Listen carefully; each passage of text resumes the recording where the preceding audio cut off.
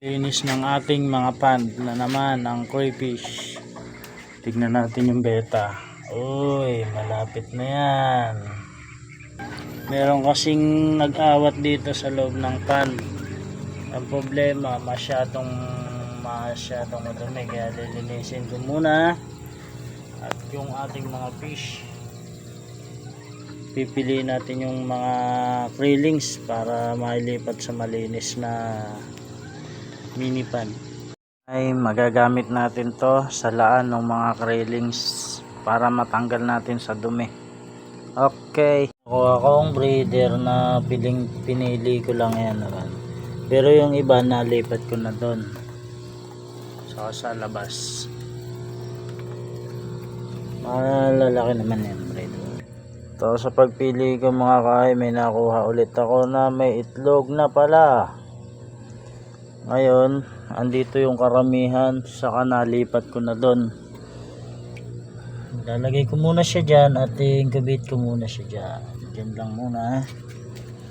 Saka ko to patutuyuan at mapipili ko na yung mga krillings na naawat dyan. Maliliit pa naman. At sa pagdakot ko nga mga kahay, ito may nakuha pa ako dito, nasama sa guppy grass isa. Yan pa isa.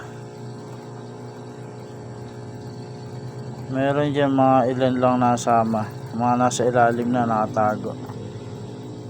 Ayun o.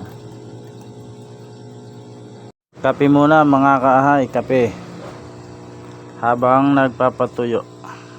Mga kahay, na tapos ko ng pahigop, pinawalan ko na yung malalaki.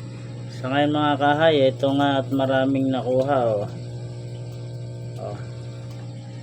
Yan nasama sa dumi.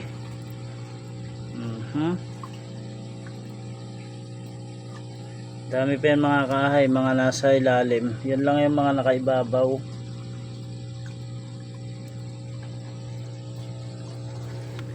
Yung iba mga kahay di sumama, andyan pa sa loob. Ayun may mga gumagapang maliliit. Diyan pipilian ko pa yan mga kahay. Tapos lalagay ko na siya dito at ibubukod ko siya. Ayun naman mga kahay yung sumama, 36 piraso. Kung hindi ko sinahod yun, matatapon lang yun sa kanal. Doon.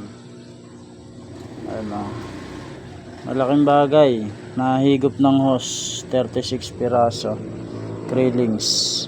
Ngayon isasama ko na siya sa karamihan naman dito. Ayan yung kaidaran nila na namisa, pero hindi nila kasamahan, kaidaran lang. Andyan yung marami. Ayan. Hindi ko na pinahigop lahat at madami ano, dami yan. Yan pa